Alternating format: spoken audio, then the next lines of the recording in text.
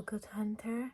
Today, I've decided that since we will be together for a while, I'm going to read you from a book.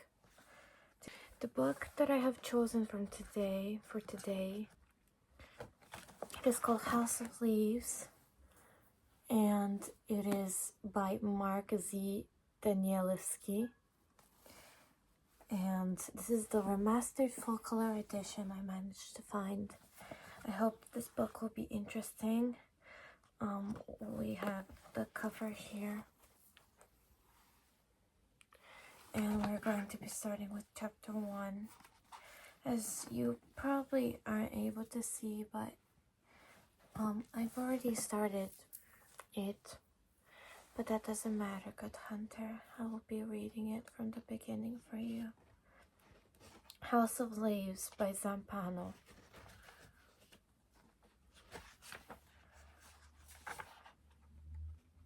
Now, we're going to be skipping how much we managed to read for today.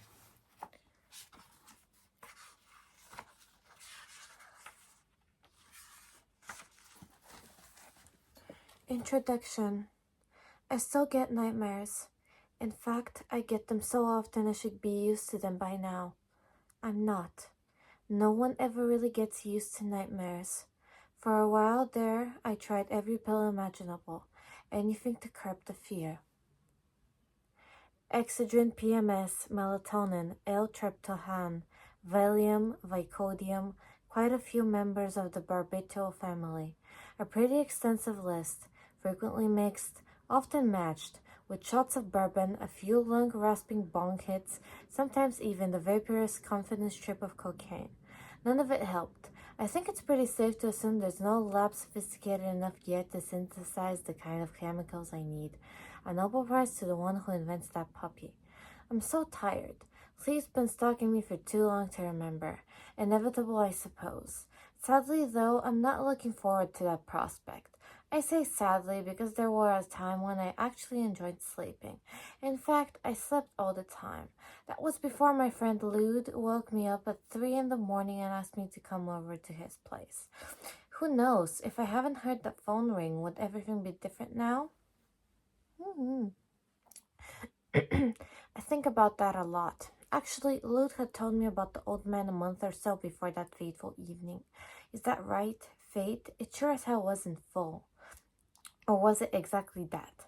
It'd been in the throes of looking for an apartment after a little difficulty with the landlord who woke up one morning convinced he was Charles de Gaulle. I was so stunned by this announcement that my humble estimation he did not at all resent that my humble I'm sorry, good hunter, I messed up. I was so stunned by this announcement that before I could think twice, I had already told him how, in my humble estimation, he did not at all resemble an airport, though the thought of a 757 landing on him was not at all disagreeable. I was promptly evicted. I could have put up a fight, but the place was a nut house anyway, and I was able to leave. As it turned out, Chucky de Gaulle burned the place to the ground a week later. Told the police a 757 had crashed into it. During the following weeks, while I was coaching it from Santa Monica to Silver Lake looking for an apartment, Lou told me about this old guy who lived in his building. He had a first-floor apartment. We are going to the second page. Peering out over a wide, overgrown courtyard. Supposedly, the old man had told Lude he would be dying soon. I didn't think much of it, that it wasn't exactly the kind of thing you forget either.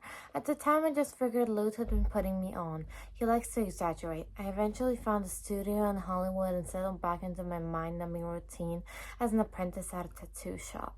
It was the end of '96. Nights were cold. I was getting over the woman named Colette English who had told me she wanted to date someone at the top of the food chain.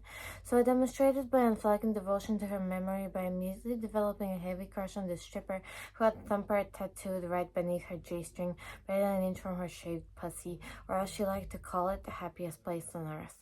Suffice it to say, Luz and I spent the last hours of the year alone scouting for new bars, new faces, driving recklessly through the canyons, doing our best to talk to the high midnight heavens down with a whole lot of bullshit. We never did. Talk them down, I mean. Then the old man died. This is quite the long book, good hunter, and We have not even been past the introduction. As you can see, there is a lot to read here. And I hope that this book will be interesting for you.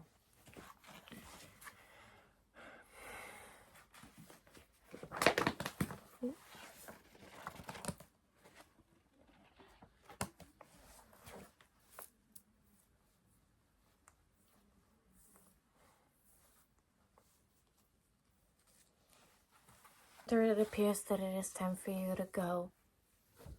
I am happy that we were able to spend what little time we spent together reading. Please make sure to be well in the waking world. I will be waiting for you, good hunter, so that we may continue our book. Thank you for listening to me. Goodbye, good hunter. May your journey be well.